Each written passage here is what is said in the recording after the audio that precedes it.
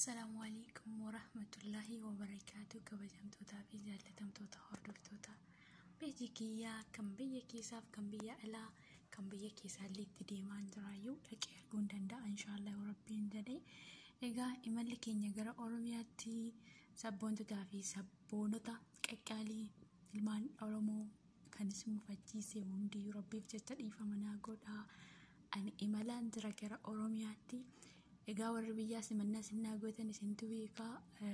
Almuhim hedduun isin jaalladhaa, nagaan turaa.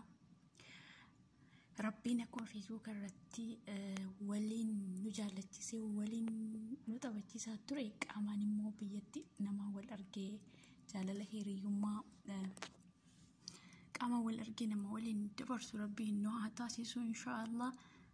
Amma imalli koo gara Oromiyaatti jawaalakuma siniin jedhe dhokse viidiyoos ni waraabaan jira foddaarraan jechuudha. Hin eeyyamamu viidiyoo waraabuun xiyyaara keessa ta'anii xiyyaarrillee amma xiqqoo ol fagaatee jira jechuudha. Egaan hedduun isin jaalladha obboleewwan koo xiqqaa fi guddaa kan isin mufachiisee hundaayyuu rabbiif jecha afuutu naaf jedha.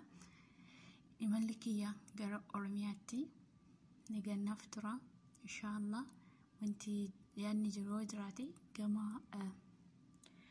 leeviidhaan wal agarra gola madaamii keessatti qabsaa turre hangaarraa amma garuu dachee keenya Oromiyaa kan biqilchite fuduraa fi muduraa ishee keessa deemne waan qabnu yaada keenyarraa akkasini qoonnu asumaan waadaa isiniif seenachuudha.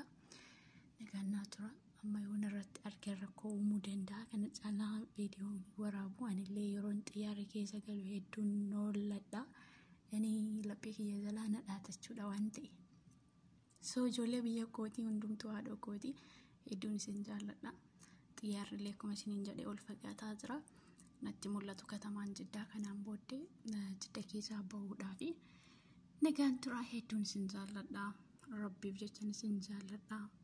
Nagaan tura ulfaadhaa galatooma. Bye bye.